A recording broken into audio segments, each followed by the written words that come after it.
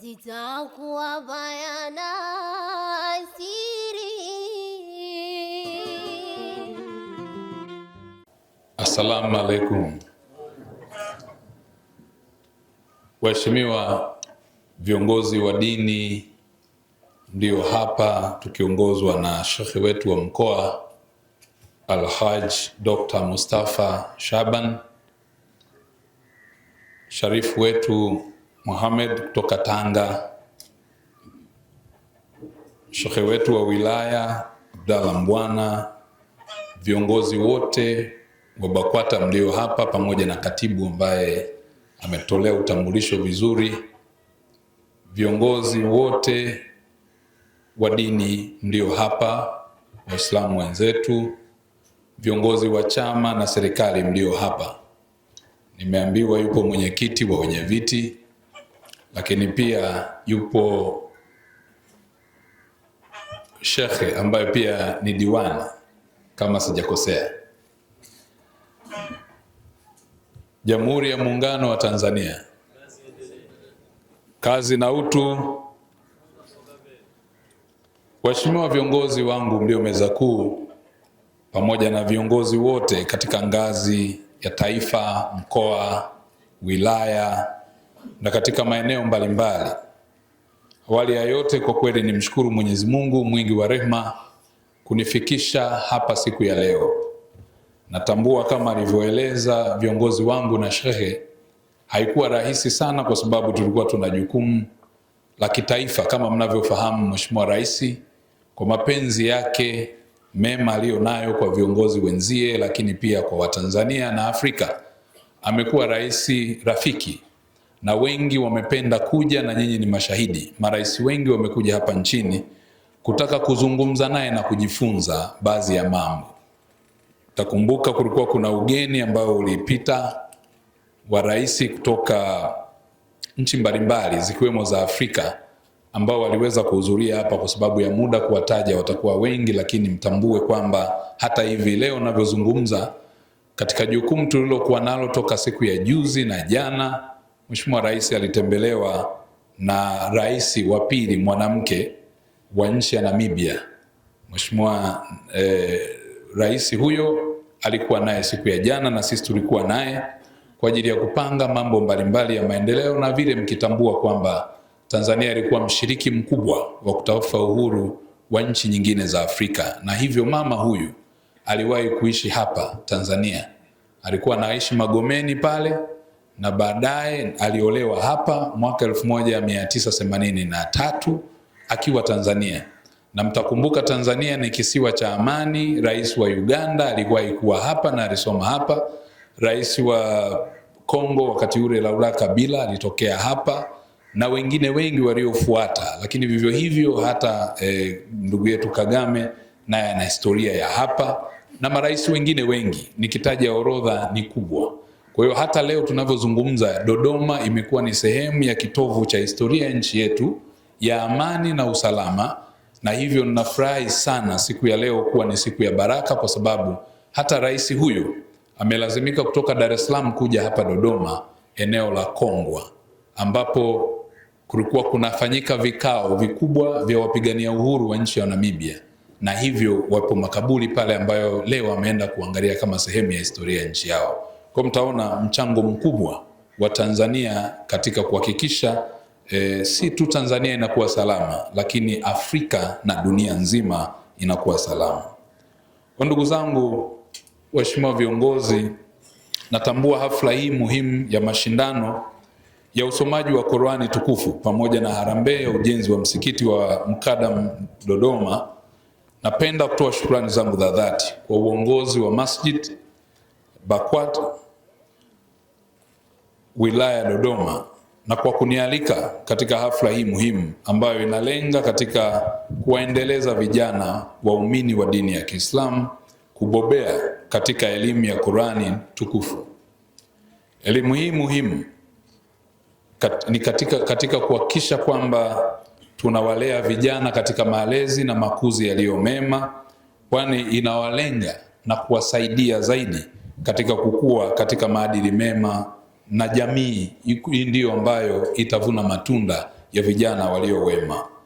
Hii italeta pia mustakabali wa ustawi wa taifa letu. Ndugu waumini wa Masjid Mukadam, serikali ya awamu ya 6 chini ya Dr. Samia Suluhu Hassan, Rais wa Jamhuri ya Muungano wa Tanzania na Amiri Jeshi Mkuu wa Vyombo vya Ulinzi na Usalama, inathamini mchango mkubwa wa taasisi za dini katika kujenga na kuimarisha umoja na mshikamano wa kitaifa ambao ni msingi ya maendeleo kwa taifa letu, na kwa kuwa taasisi za kidini ni wadau muhimu katika kujenga jamii yenye maadili mema inayoheshimu na kujali utu wa kila mtu. Ndugu waumini, tunatambua pia leo, kama mnavyofahamu, Tanzania, kama nilivyosema hapo pia awali na viongozi wengi wameeleza, imeendelea kuwa kitovu cha amani, na miongoni mwa mambo mengi na msingi hiyo imetokana na waasisi wa taifa letu, na muasisi mmojawapo tunayemfahamu wote vizuri, aliyetafuta amani ya kabla hata ya nchi yake kwa mataifa mengine ya Afrika, Mwalimu Julius Kambarage Nyerere alifanya kazi kubwa, yeye pamoja na wenzie. Na ndio maana utaona leo Tanzania, hata katika zile nchi tulizozisaidia kupata uhuru, viongozi wake wakuu mashuhuri, waasisi na baba wa watafutaji wa uhuru wa nchi hizo, tumeendelea kuwapa heshima kwa kuwaenzi, aidha kwa kuita hospitali kadhaa au majina kadhaa ya mitaa mbalimbali kuwatambua viongozi hao. Hii ni kuonyesha mchango mkubwa ambao Tanzania imeendelea kuutoa katika nchi za Afrika. Ndugu zangu, serikali inaamini kuwa taasisi za dini zina nafasi ya kipekee katika kujenga kizazi chenye maadili mema, uzalendo, uwajibikaji, ambazo ndio nguzo muhimu katika utekelezaji wa dira ya maendeleo 2050, na hivyo tunapaswa kuendelea kulinda amani ya taifa letu na kulinda tunu za taifa letu ambao ni urithi muhimu kwa vizazi vijavyo. Ndugu zangu, katika siku za hivi karibuni, matumizi ya mitandao ya kijamii yameongezeka, jambo ambalo limeendelea kuwa wakati mwingine ni jema, lakini isipokuwa linapoongeza changamoto na kutotambua matumizi sahihi ya mitandao hiyo. Mitandao ya kijamii itakapotumika pasipozingatia sheria inaweza kuleta athari hasi katika jamii yetu. Mfano, wote tumeshuhudia mitandao inavyoweza kutumika kuleta taharuki katika jamii, kusambaza propaganda dhidi ya serikali na viongozi wake, kusambaza maudhui yanayoleta chuki katika jamii, na tabia hizi zisipodhibitiwa, hasa kwa kuwaelimisha vijana wetu, zinaweza kupelekea taifa na watu wetu wasiokuwa na kuingia katika changamoto mbalimbali. Lakini pia wale wasiojali sheria wala kuheshimu mamlaka zilizopo katika nchi, hivyo kusababisha vurugu na vitendo vya uvunjifu wa amani. Na kupitia hadhara hii, nitoe wito kwa Watanzania wote kutumia mitandao ya kijamii katika namna ambayo itaongeza na kuongeza tija na ufanisi katika shughuli za maendeleo. Ndugu waumini wa Masjid Mukadam, nchi yetu haina dini, isipokuwa inatambua na kuheshimu uhuru wa kutoa maoni, uhuru wa kuabudu, kama inavyoainishwa katika Katiba ya Jamhuri ya Muungano wa Tanzania ibara ya 19. Kila mtu anastahili kuwa na uhuru wa mawazo, amani, imani na uchaguzi katika mambo ya dini, pamoja na uhuru wa mtu kubadili dini au imani yake. Napenda kusisitiza kuwa Tanzania itaendelea kulinda na kuheshimu uhuru wa kuabudu na kuendelea kuboresha mazingira yatakayowezesha taasisi za dini kuendesha shughuli zao na kutoa huduma kiroho na kijamii kwa waumini wa Tanzania kwa ujumla. Ndugu waumini wa Masjid Mukadam, nimesikiliza vema sana risala na nimefarijika kuona kuwa mashindano haya ambayo yamekuwa yanafanyika kila mwaka na yameanza tangu mwaka 2017 yameendelea kuwa chombo muhimu ya kuwajengea vijana msingi ya maadili, nidhamu na uzalendo, mshikamano, lakini pia kumcha Mwenyezi Mungu kwa namna ambayo yeye atutakayo. Aidha, mashindano haya yamekuwa yakichangia kukuza vipaji na kuwapa vijana fursa ya kushiriki mashindano ya ngazi za juu zaidi. Na kama nilivyosikia kwenye risala, tayari tulipata mshindi wa 3 kitaifa ambaye ametokana na mashindano haya.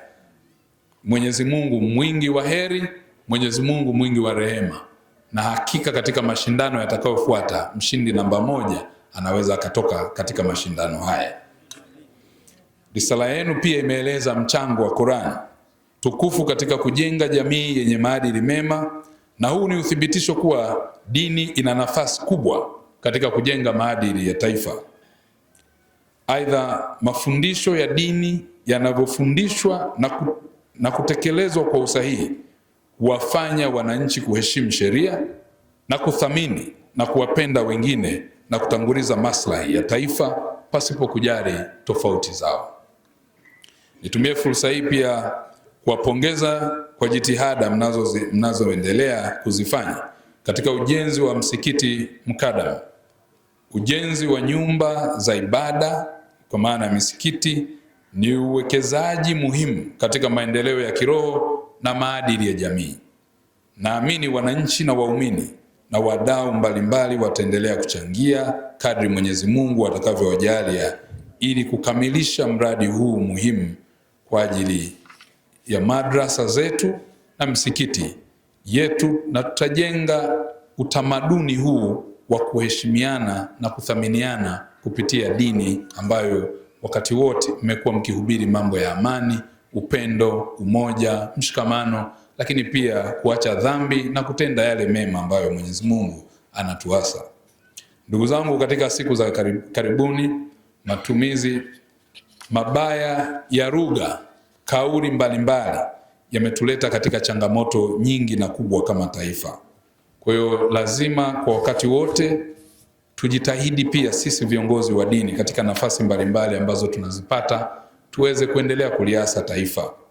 Katika kuunga mkono jitihada hizi za kujenga na kukamilisha msikiti huu, mimi binafsi nitazungumza katika hatua inayofuata, lakini kwa sasa mniruhusu viongozi wangu wa dini, kwa sababu kuna mambo ambayo wameyazungumza na mimi ni vizuri walau niseme. Yapo ambayo tunayasema kiserikali na yanakuwa ya kuandikwa ili kuongeza umakini, lakini yapo ambayo mengine tunapaswa kuyasema kulingana na uhalisia wa sehemu ambayo umeikuta. Kwanza ni washukuru sana viongozi wangu wa dini kwa imani kubwa ambayo mmeionyesha kwangu kwa kunialika. Mimi ni nani hata nikatae wito wa viongozi wa dini? Viongozi wa dini kwa mimi ninavyowafahamu, kwa makuzi na malezi yangu na kisomo cha elimu dunia sio ya dini, ninatambua kwamba viongozi wa dini ni wakuu na ni wawakilishi wa Mwenyezi Mungu, na baada ya Mwenyezi Mungu ni wao. Ndivyo ninavyotambua. Na kwa nini ninasema hivyo? Kwa sababu ukuu wao na uongozi wao, haijalishi yuko katika nafasi gani, lakini nafasi walio nayo wao hatunazo sisi viongozi wa kiserikali duniani.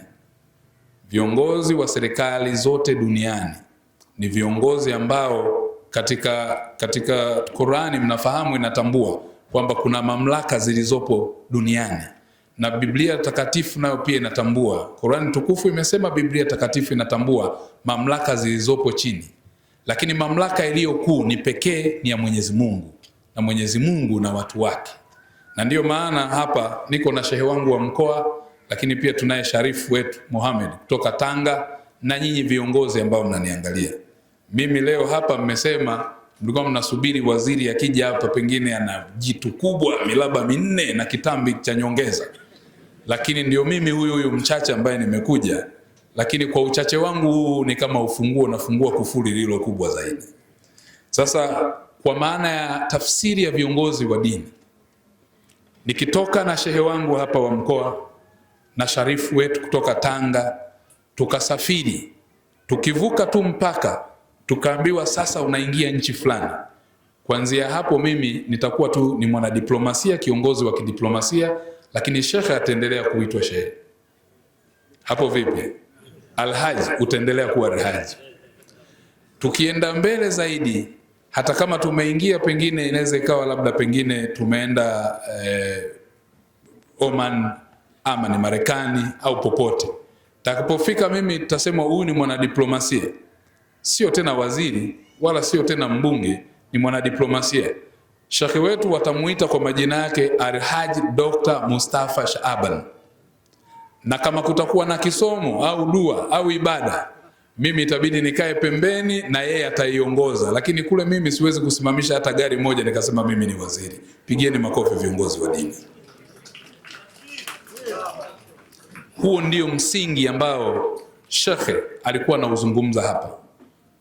Viongozi sisi wa serikali, na kwa jinsi ambavyo tunapewa maagizo wakati wote na Mheshimiwa Rais na maelekezo ya kiuongozi, yeye pamoja na wasaidizi wake, makamu wa rais na Mheshimiwa Waziri Mkuu, tumeaswa wakati wote viongozi kuwa watoa huduma na sio watu wa kujikweza. Viongozi kuwa watu wa kutoa suluhu na sio kusababisha matatizo. Viongozi ambao tutakuwa kimbilio la Watanzania. Viongozi ambao tutakerwa na kero zinaowapata wananchi kuzitafutia ufumbuzi wakati wote. Na kwa msingi huo ndiyo maana sisi tupo leo, tumekuja katika kazi hii kubwa na adhimu. Ni wajibu wetu wala sio ombi. Na ndiyo maana hata kiongozi amesema hapa, amekuja amechelewa, akaniomba radhi, mimi nikasema toba, sisi nikakosa baraka hizi. Mimi ndiyo naomba radhi kwa sababu wajibu uko kwangu zaidi kiroho kuliko madaraka. Yanapita, nafasi zinapita, lakini hukumu ya Mwenyezi Mungu, kama sikutenda mema nitahukumiwa. Wewe ni sehemu ya mimi kunipunguzia dhambi zangu. Shehe, ulivyosema utaendelea kuniombea, na Sharifu pale, naomba muendelee kutuombea. Mheshimiwa Rais mumuombee na viongozi wake wote na serikali yake yote, na wakati wote mmekuwa mashahidi. Mheshimiwa Rais amekuwa hana ubaguzi, na jambo baya sana ambalo naweza kulisema sasa, niseme haya yafuatayo. Mheshimiwa Rais katika uongozi wake kwa kipindi cha miaka 4 ni kipindi ambacho ameongoza nchi. Kwanza ameingia kwenye uongozi tukiwa msibani. Ni rais pekee aliyeingia nchi ikiwa kwenye majonzi, akaingia, na ni mwanamke, lakini aliweza kutufuta machozi wanawake kwa wanaume, kwa kushikilia taifa, kuendelea kulilinda. Kuna nchi nyingine kiongozi akiondoka kwa utaratibu ule mnavamiwa. Tulibaki kuwa salama. Na wakati huo anakabiliana na jambo la msiba, wakati huo huo anakabiliana na janga la corona. Mnakumbuka ndugu zangu, tulikuwa mkuu wa wilaya Dodoma. Corona ilikuwa ni tishio kubwa. Tulizika maelfu kwenye maeneo mbalimbali kwenye nchi nyingine, kwetu haikutokea. Lakini ni kwa sababu ya uongozi madhubuti ambao ulisimama. Katika kipindi hicho cha miaka 4, ndicho kipindi ambacho tumeshuhudia nchi yetu yakijengwa madaraja makubwa hayajawahi kutokea toka uhuru. Ni katika kipindi ambacho zimejengwa meli kubwa hazijawahi kutokea toka uhuru. Ni katika kipindi ambacho mtandao wa barabara umeongezwa kwa kiwango cha kikubwa hakijawahi kutokea toka uhuru. Ni katika kipindi ambacho tumeona shule, mashehe wangu wengi hapa ni wazee na watu wazima wengi. Nyinyi ni mashahidi, shule tulizokuwa tukienda kusoma wakati ule, tulikuwa tunasoma tunakaa chini. Shule haina hata kuta zile, unakuta mtihani chini ya miti. Madarasa madogo, la kwanza, la pili, la tatu, mnapewa hesabu, mnaandika chini kwenye ardhi. Lakini leo tunavyozungumza, mapinduzi ya ujenzi wa madarasa ya level ya kigae na aluminium na umeme na maji umefanyika katika kipindi kifupi cha miaka 4 hii, akiacha na mtangulizi wake Dr. John Pombe Magufuli. Katika kipindi hiki tumeacha mambo ya kwenda kutibiwa India, kwa sababu hospitali zetu kuanzia zahanati, vituo vya afya, hospitali zimekuwa kwa kiwango cha juu sana. Zimejengwa lakini pia zikawekewa madaktari, zikawekewa vifaa tiba vya kutosha, na vimekuwa na viwango vya kimataifa. Watu wanatibiwa hapa nchini, hawalazimiki kwenda nje nchi. Ni katika kipindi ambacho tumeshuhudia Ndege zilizokuwa zimekufa toka kipindi kile, tulikuwa na ndege moja ndogo mbovu aliyoiacha Mwalimu Nyerere. Lakini leo tuna madege na madege. Uwanja wa ndege leo wa Dodoma inashuka mpaka Bombardier, inashuka Dreamliner. Uwanja wa Msalato unajengwa, umekamilika. Viwanja nchi nzima mpaka Shinyanga kule ambako viongozi wasingeweza kuona kwa sababu sio usoni mwa nchi, tumejenga uwanja wa ndege. Mwanza unajengwa, Serengeti watajenga uwanja wa ndege, Ruvuma wanajenga uwanja wa ndege, Songwe umekamilika. Katika kipindi hiki rais huyu amefanya haya. Ni katika kipindi hiki kifupi, ndugu zangu, mmeona mabadiliko ya kiuchumi yalivyokuwa. Hata kama tutaeleza haya, tutayasema kwa sababu wajibu wetu ni kuyasema yaliyo ya ukweli. Ni katika kipindi hiki, mimi nikiwa naibu waziri ofisi ya waziri mkuu, katika kipindi hiki mashehe wangu, kwenye mipango ya kuwaboreshea vijana maslahi, ni kipindi pekee ambacho rais huyu alibadilisha wizara mara mbili kwa ajili ya kuwafikia vijana. Mara ya kwanza sera, bunge na uratibu, kazi, vijana na ajira iligawanywa ili baki kazi, vijana na ajira kuwahudumia zaidi. Akaona haitoshi, sasa hivi ameteua wizara kwa ajili ya vijana peke yao. Vijana peke yao, fedha zote, bajeti yote ni kwa ajili ya vijana. Leo bunge la Jamhuri ya Muungano wa Tanzania 70% ni wabunge vijana. Ukiacha kwenye bunge, kwenye serikali, ajira zote zinazotolewa nchini zaidi ya 46 zilizotolewa katika kipindi cha miaka 4 haijawahi kutokea wametolewa kwa vijana. Wapi mliona tangazo limesema ajira kwa ajili ya wazee au watu wazima? Wazee wamebaki kuwa hazina ya busara katika taifa letu. Wanapostaafu tunaendelea kuwatumia kulishauri taifa. Lakini vijana wamepewa ajira serikalini, miradi mikubwa ya maendeleo imefunguliwa. Bwawa la Mwalimu Nyerere lilikuwa linasemwa hata wazungu hawakuamini kama tungeweza. Tumeweza, limejengwa na linasambaza umeme. Sasa hivi ile umeme ulikuwa katika shekhe nyumbani, unashindwa kujua mtoto au mtu mzima nani. Unasikia umekatika, kimya. Baada ya dakika ukirudi, kila mama, mtoto, kila mmoja huo. Uongo kweli? Haya mambo tumeanza kuyasahau. Umeme upo, na umeme tumeenda kwenye level ya vijiji. Manake ni kwamba uchumi unajengwa kwenye ngazi ya vijiji. Umeenda mpaka kwenye ngazi ya vijiji, tunapeleka maji, ufikivu wa maji, huduma mbalimbali. Haya yote yamefanyika katika kipindi hiki, si kwa kusimuliwa, kwa sababu yanaonekana.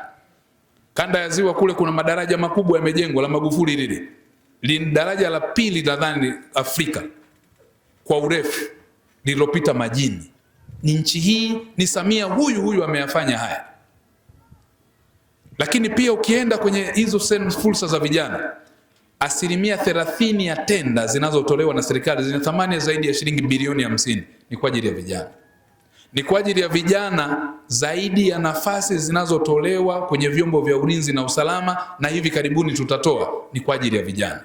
Na ndio maana nasema kwamba hatuna sababu, ukiacha wenzetu ambao wapo pia, sikatai, siasa ipo, lakini siasa iwe yenye tija, yenye malengo ya kujenga taifa letu na sio kulibomoa. Tulifika sehemu kwa sababu ya siasa tunataka kugombanishwa kidini. Kiongozi fulani wa kisiasa, badala ya kutafsiri dini, kutafsiri kazi kisiasa, unataka kulazimisha kumtafsiri mtu kidini. Haya ni mambo ambayo kama taifa lazima tuyakemee. Haya ni mambo ambayo tukinyamaza leo tutaumia. Viongozi wa dini, ninawaomba sana, dini zote nchini, tunao Wahindu, Budha, Waislamu na Wakristo.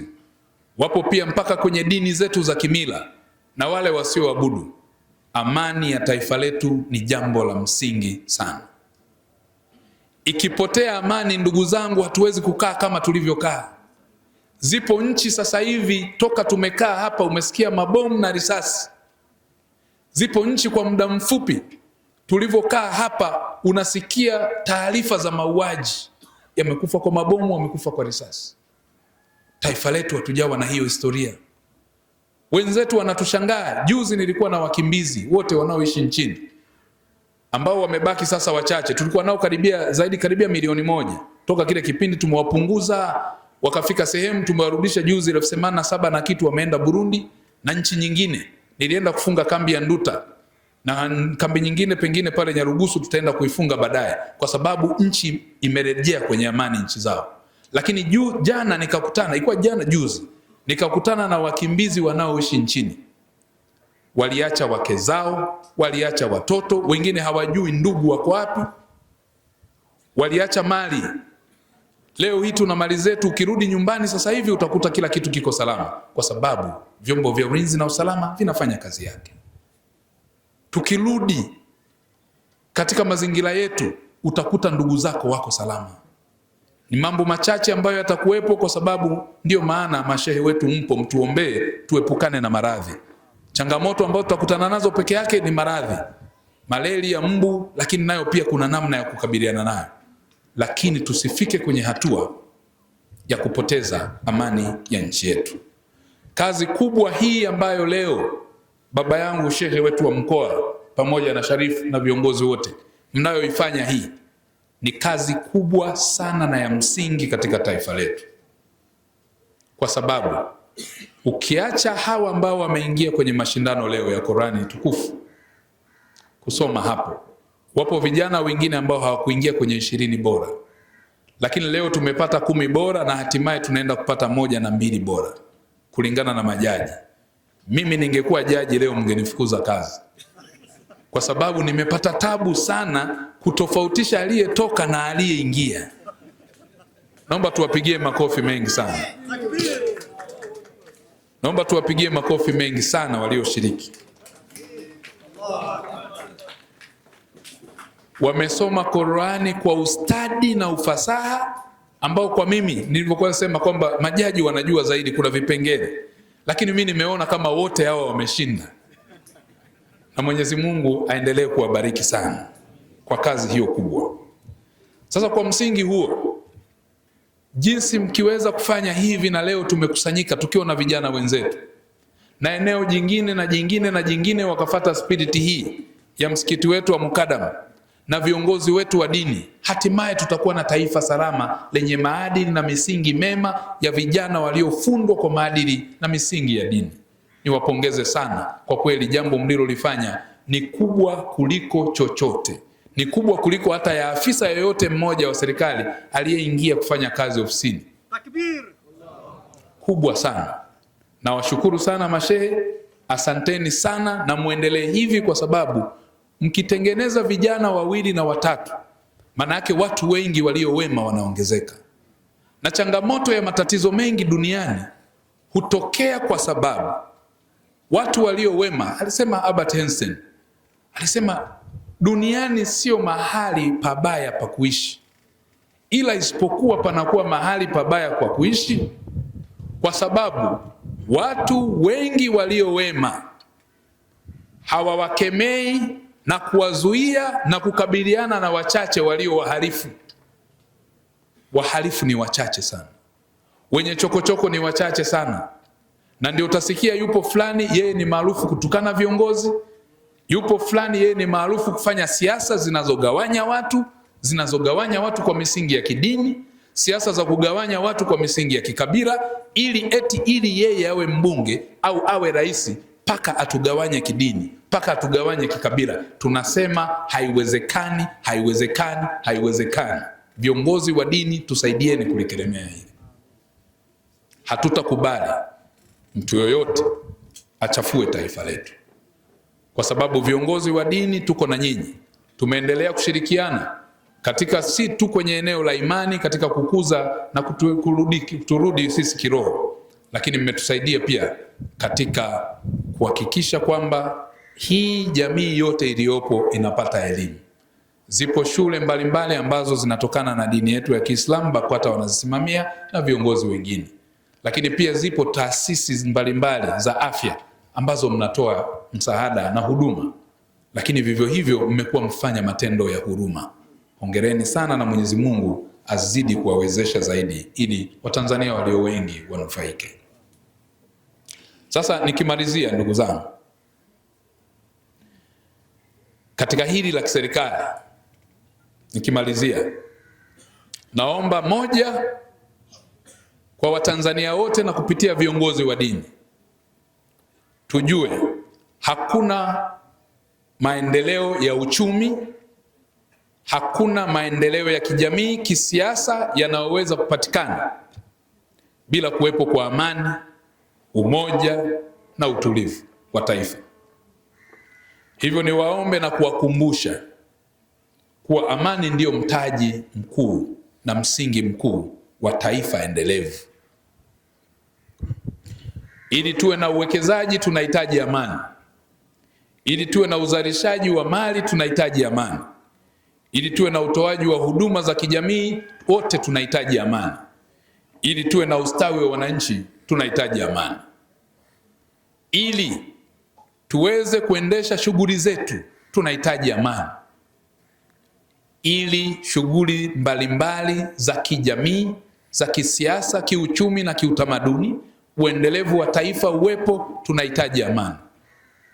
Hivyo basi,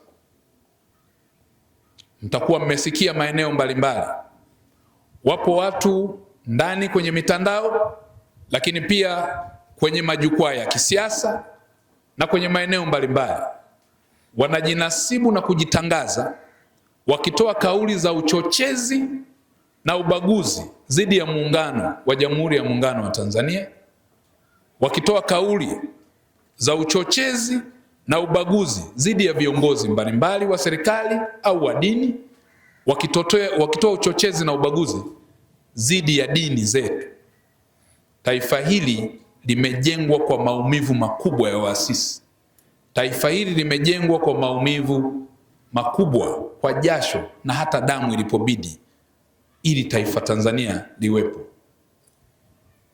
Sasa kutokana na hayo, nitumie fursa hii kuwaomba sana na kuwaasa wale wote ambao wanatumia majukwaa ya kisiasa kuchonganisha wananchi, kuwajaza chuki, kuchochea, lakini pia kuwahamasisha kufanya uhalifu, na wanaounda magenge ya uhalifu na makundi mbalimbali yanayolenga kuharibu taifa letu, kufanya uharibifu, ni wasihi na kuwaomba waache mara moja,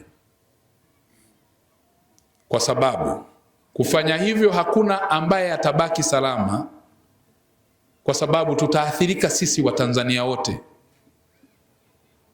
Athari hii italiathiri taifa letu kisiasa, kiuchumi na kiutamaduni. Tutarudi nyuma kimaendeleo, tutashindwa kuswali, tutashindwa kwenda kanisani, tutashindwa kufanya kazi za kiuchumi, tutashindwa kujenga nchi yetu, tutashindwa kujenga uchumi wa mtu mmoja mmoja. Hivyo basi, busara iwaongoze, na niwasihi sana, na najua wananisikia na wananifahamu. Bahati nzuri wazee wangu, kama mlivyosema, mimi ni kijana wenu, nitaendelea kuwa kijana wenu. Uongozi kamwe hautanifanya ninyanyue mabega, kwa sababu najua leo nimeteuliwa, nitafanya kazi kwa uaminifu na uadilifu kwa nchi yangu, kwa taifa langu na kwa mamlaka iliyoniteua, kwa rais wangu wa Jamhuri ya Muungano wa Tanzania, ili kuwatumikia Watanzania. Na siku ambayo utakuwa umefika ukomo wa kazi yangu, nitarudi kwenye jamii. Hivyo niwaase hata viongozi wa serikali walio na kauli zinazoleta taharuki, waache mara moja, kwa sababu leo tuna nafasi, kesho tutarudi katika jamii hii, na tutalazimika siku moja kwenda, wakati mwingine kufikia mwisho wa maisha yetu, tutahitaji watu. Kwa hiyo hii ni kwa watu wote, si tu upande wa wale au huyu, ni kwetu sisi sote kama taifa. Viongozi tunaungana pamoja kama viongozi wa serikali, tunaungana pamoja na viongozi wa dini, tunaungana pamoja na viongozi wote na familia moja moja, baba na mama. Tuwakanye na kuwaelekeza watoto wetu wakaishi na kuenenda kwa amani na salama. Na pale yanapotolewa maonyo na maelekezo ya vyombo vya ulinzi na usalama, tusikaidi, kwa sababu kwenda kinyume na hivyo tunavunja sheria zetu wenyewe, tunavunja katiba, tunavunja utaratibu. Kwa hiyo niwaombe sana haya ni kwenda kuyazingatia. Na kwa kufanya hivyo, shehe wangu na viongozi wangu, kupitia shughuli hii kubwa ya kitaifa iliyofanyika leo ya mashindano ya Qur'an, ambayo inaenzi mafunzo yetu matukufu katika Qur'ani tukufu, lakini pia inayowarudi jamii na kutufundisha maadili yaliyo mema kwa maslahi ya amani na usalama wa kila Mtanzania, ninatoa namba yangu ya simu kupitia hapa, ili yoyote aliye na taarifa ya uhalifu, genge la uhalifu, mtu mmoja au wawili wanaofanya uchochezi, tupate taarifa hiyo. Wale wote wanaofanya mikakati, hata kama ni kiongozi wa serikali anafanya kwa siri uporaji wa mali za umma, masuala ya rushwa, magendo, lakini pia mikakati yoyote ile inayoenda kuathiri jamii, namba yangu ya simu itakuwa ya kwangu mimi mwenyewe na namba salama 0665 111 222, na namba hii utatuma ujumbe kwa WhatsApp, hata kama ni video itakuja, au ujumbe wa kawaida na wa WhatsApp. Kwa kupiga, naweza kila mtu akiwa anapiga ikawa inasema haipatikani, inaongea.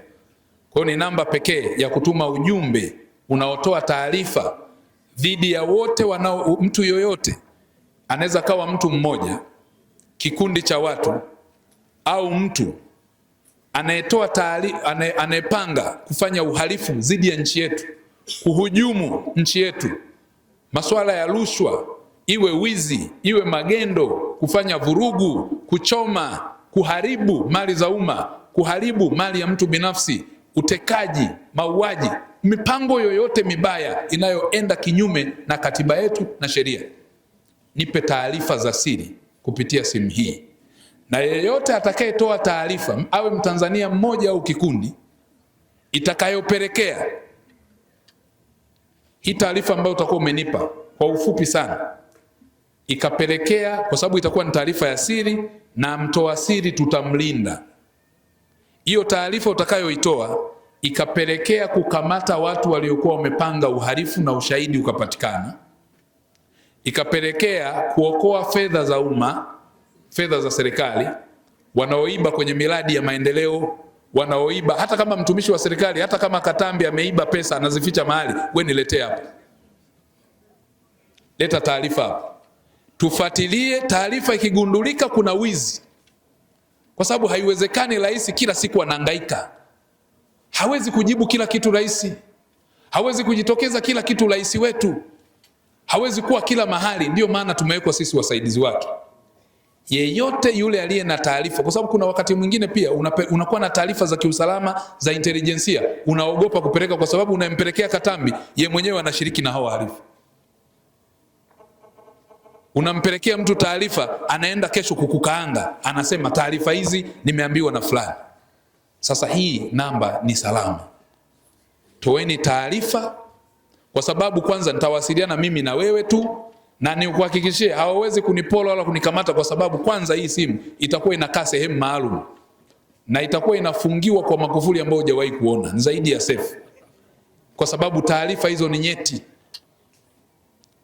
Iwe ni dhidi ya viongozi, iwe ni dhidi ya mtu yoyote kwenye chama cha siasa, iwe kwenye eneo lolote ambalo unadhani matendo haya yataliangamiza taifa letu, matendo haya yatasababisha wizi, uporaji wa mali za umma, magendo, toa taarifa kwenye namba hii. Nairudia tena 0665 111 222. Ili taifa libaki salama, lazima kuna watu tujitoe muhanga, na haya lazima tuyafikishe kwenye mamlaka husika zitakazochukua hatua kali, kwa sababu matendo ya hovyo yatapelekea kuleta madhira. Hakuna mtu aliyefurahi kwenye yale yaliyopita, ndugu zangu, baba zangu, uongo kweli? Na kila siku mmekuwa mkituombea dua ili mabaya yasitokee. Sasa lakini kuna watu wanafurahi, lakini ukimuuliza watoto wako wako wapi, anakuambia wako Canada. Watoto wako wako wapi? Wako Marekani. Alafu anaamramanisha watoto wa wengine waende barabarani. anashawishi watoto wa wengine wakachome sehemu fulani, na miundombinu tunayoichoma ni fedha zetu za kodi. Lazima tufike mahali tuchukue hatua dhidi ya wale ambao hawatendi haki. Na ndio maana tumesema hata katika kipindi hiki, na nilieleza hata kwenye maelezo ya vipindi, kwamba kwa wale ambao tunadhani kuna jambo baya limetokea, tupo viongozi tupate taarifa. Yapo mambo mbalimbali yamejitokeza hivi karibuni, nikiwaambia baba yangu kupitia hapa. Wapo watu ambao tunafahamu uhalifu wa kupanga siku zote unafanyika kwa siri. Na mimi nataka niwaambie ukweli leo. Wanapofanya uhalifu kwa siri, zipo kesi ambazo zilizo mahakamani na nyingine ambazo sitazitaja kwa sababu ya upelelezi unaendelea au kuna uchunguzi. Msidhani kama serikali imekaa kimya. Hatujakaa kimya. Tunatumia busara kwenye maeneo fulani, lakini pia kuna hekima ambazo zinatumika za kisheria au taratibu. Yapo mambo yaliyofanyika katika kipindi cha nyuma. Na mimi mnafahamu, babangu Shehe unafahamu, tulikuja tukafanya kazi wote hapa. Mimi bahati nzuri nina bahati moja ya kufanya kazi kwenye taasisi zote zinazoitwa NGO. Nimefanya kazi. Nimefanya kazi kwenye taasisi binafsi na makampuni binafsi. Nimepata bahati ya kufanya kazi kwenye vyama vya siasa vyote, vya upinzani na vyama vya siasa na chama tawala. Nimefanya kazi na naendelea kufanya kazi. Kwa hiyo hakuna kitu ambacho cha kisiasa nchi hii nisikijue, cha ndani na nje ya nchi, kwa sababu hata kwenye vikao vya nje ya nchi mimi nimeshiriki. Ninafahamu mazuri yanayopangwa na mabaya yanayopangwa. Sasa tusifike sehemu tukalazimika kuyasema yale mengine ambayo hayakusudiwi. Wapo wenzetu tunafanya kazi za kisiasa, ndio tunakubaliana nao, na katiba inatoa uhuru huo, lakini hakuna uhuru usio na mipaka. Iwe kwenye dini tuna amri za Mwenyezi Mungu, hata kwenye Wakristo kuna amri za Mwenyezi Mungu, lakini tunataka kuhalalisha vitu ambavyo vinaweza kuleta athari kubwa kwa taifa letu. Kwa wazazi wangu, niombe radhi kwa yale ambayo nimeyazungumza, pengine ya kiserikali sana, lakini maslahi yake ni yetu sisi sote. Kwa sababu ikitokea nchi yetu haiko salama, hata sisi tutaathirika. Hatutaendelea kujenga msikiti wetu. Ikitokea amani imevurugika, wake kwa waume, watu wa Burundi, wale wakimbizi tulionao pale wa nchi mbalimbali wametoa ushuhuda pale, na wakawa wanatoa tahadhari kwa Watanzania tusichezee amani. Wanaongea na maumivu. Anasema mimi nina degree. Mwingine anasema degree yangu nilikuwa nafanya kazi, sasa hivi siwezi kufanya kazi, naonekana mtu wa kawaida. Kwa sababu tukitoka hapa kwenye taifa letu, viongozi ambao watabahatika kuendelea na kazi zao ni nyinyi viongozi wa dini nilivyowaambia. Yaani si hata nchi yetu hii tutoke Tanzania tuende kuwa wakimbizi, sio nchi gani mnayoona jirani tutaenda kuwa salama. Watakaoendelea na kazi yao ni viongozi wa dini tu. Wapo viongozi wa kisiasa hapa walikuwa mawaziri, wengine wabunge, wako hapa ni wakimbizi. Hana hata 100. Kaacha kwa taifa lake. Kuna watu walikuwa matajiri wako kule nchi mbalimbali za jirani hapa, sitaki kuzitaja. Alikuwa tajiri, leo hata baskeli hana. Alafu kuna watu wanachezea amani. Wametusii na kutuasa pale wanazungumza, wanaumia kwa uchungu. Niombe viongozi wa dini tutumie fursa sasa. Mtaweza kuona kwa mfano, mimi nimeona mashehe wetu mmeongea, lakini tuwaombe na viongozi wa dini wengine. Sasa hivi wakiwasikia wanaochochea, tukiwasikia wale wanaochochea sasa hivi, kila mtu amekaa kimya. Hamna mzazi anakemea, hakuna labda pengine viongozi kadhaa wa dini wanakemea, na jamii imekaa kimya. Yakitokea matatizo, kila mtu ni msemaji. Naomba tutumie fursa ya sasa kukataa wale wote wanaotaka kutupeleka kwenye changamoto. Kwa ndugu zangu, niwashukuru sana kwa fursa hii ambayo mmenipatia adhimu na ya heshima, na hivyo nirejee sasa kwenye kazi ambayo kwa kweli mliniita nayo. Kwanza baba yangu Sheikh wetu Alhaji, kama jinsi ulivyosema ni kweli, nilikuwa leo kwenye ratiba ya rais huyu kwa sababu tumekuja naye. lakini ilibidi nimwache, badala ya yeye kwenda naye Kongwa, nikabidi nije kwenye ratiba hii ya heshima kubwa. Kwa hiyo kwa msingi huo, katika kuunga mkono jitihada kubwa ambazo zinafanyika kwenye msikiti wetu, mimi nimetembelea hapa, na kwa sababu sikujiandaa, mimi nilijua tu ni jambo moja la kuja kushuhudia na kutoa zawadi kwa ndugu zetu hawa.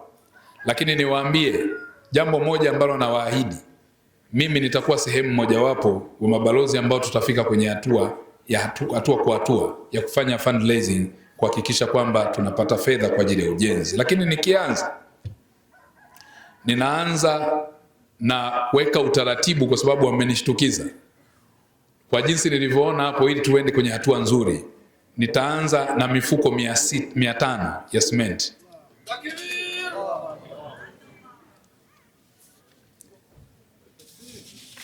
Tutatoa mifuko hiyo 500 ya simenti ili tuendelee na hatua hizo, lakini kwa sababu natambua pia pesa nyingine itakuwa bado inahitajika na hatua mbalimbali, na waahidi shekhe wangu, katika watu 2 au 3 mtakaonipatia, nitatafuta wadau na marafiki ambao watatusaidia pia kwenda kwenye hatua hizo nyingine ambazo zimekusudiwa kuweza kufikiwa, mpaka tuhakikishe kwamba msikiti huu unaanza kufanya kazi.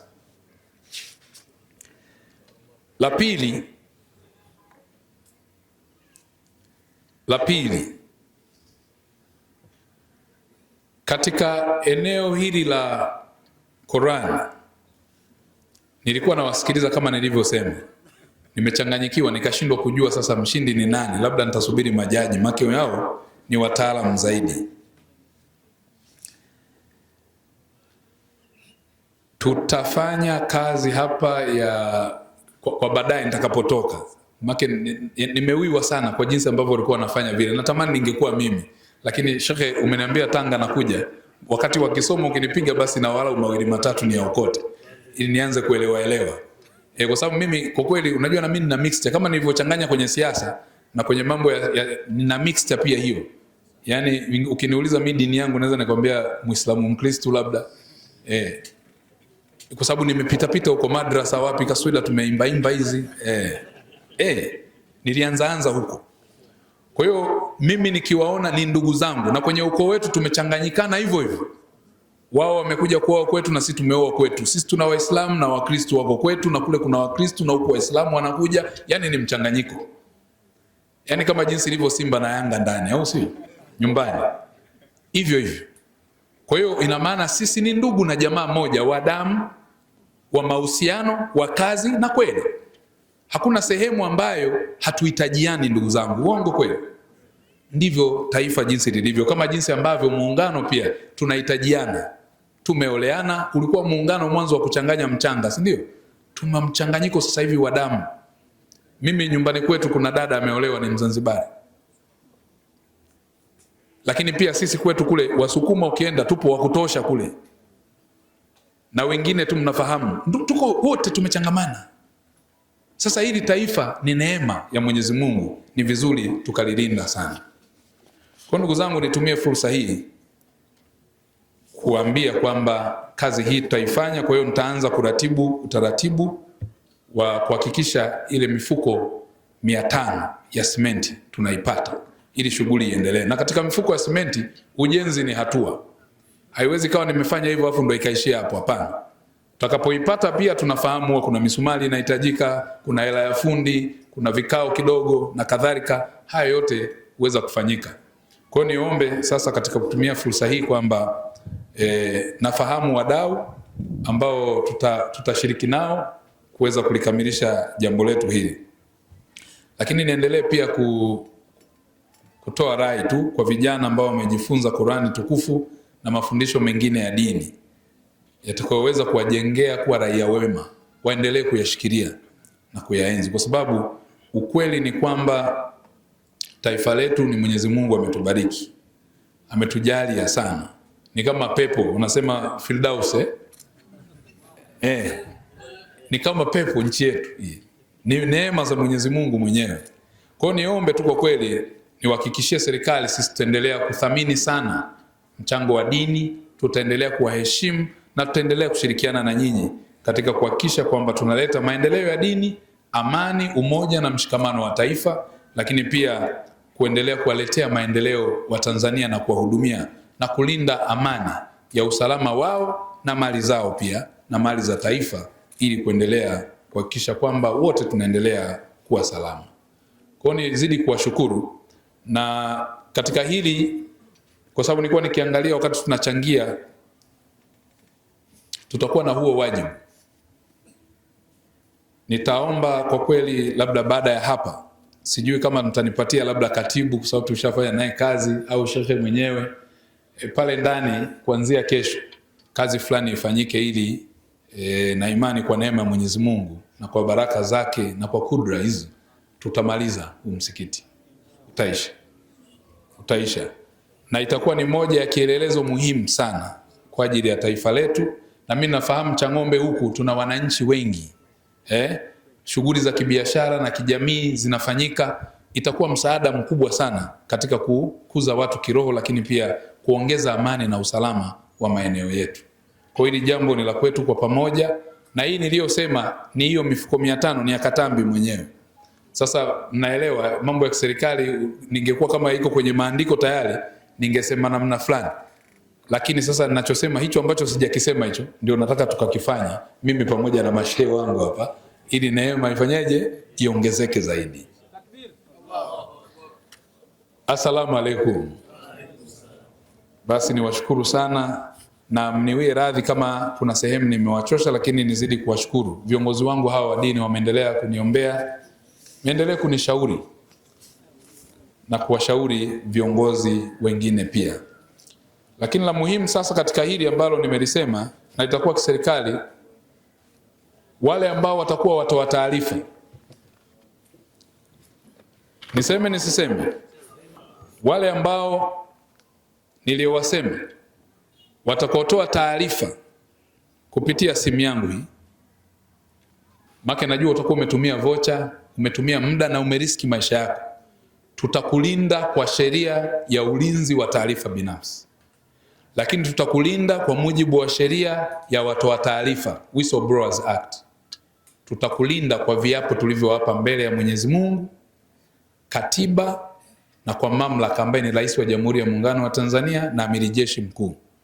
Atakayetoa taarifa yake itakuwa ni asiri na haitasemwa popote, isipokuwa taarifa yako itafanyiwa kazi. Taarifa hii utakayoitoa tukaifanyia kazi, kwa sababu tayari namba zako zitakuwa pale, na tutakupa taarifa kwamba tumeipata hii taarifa na tunaifanyia kazi. Utapewa zawadi ambayo ni thamani kulingana na uzito wa taarifa yenyewe. Ukiokoa jambo la milioni 100, shekhe, milioni 100, bilioni, au taarifa ambayo isingefanyiwa kazi, labda ingeleta maasi au maafa makubwa, kupoteza uhai wa watu na kadhalika, wanaofanya mazingira ya kihuni, kwa sababu mitaani kule ndo tunajua watekaji, watu gani, wote wanaofanya hayo mambo tunawajua. Mikakati hii tukizifanyia kazi na kuzichakata, na tukapelekea kupata wahalifu, tukaokoa fedha za serikali, tukadhibiti magendo na uhalifu, nimetenga shilingi milioni 100. Na hii fedha itatoka kulingana na taarifa ambavyo unaitoa. Wa mwisho kabisa, taarifa ya kawaida atakayetoa ikawa ya kweli na inalenga kulinda amani na usalama wa taifa letu, umoja na mshikamano wa taifa letu, atakayepata kidogo ni 500,000. Hiyo ndio kidogo. Hiyo ndio kidogo. Atakayepata kidogo ni 500,000. Hiyo ndio kidogo. Na mseme mkasema sasa, waziri wa mambo ya ndani ametangaza hii hela swikini na nini. Hii pesa ni kwa ajili ya kutafuta taarifa muhimu za kulinda taifa letu. Kupata taarifa muhimu za ulinzi wa nini? Wa taifa letu. Wote wanaopanga kwenye mitaa yetu, kwenye mapagare, kwenye mapori, kwenye nini, tupe taarifa. Tutaifanyia kazi mara moja. Assalamu alaikum. Wabillahi tawfiq.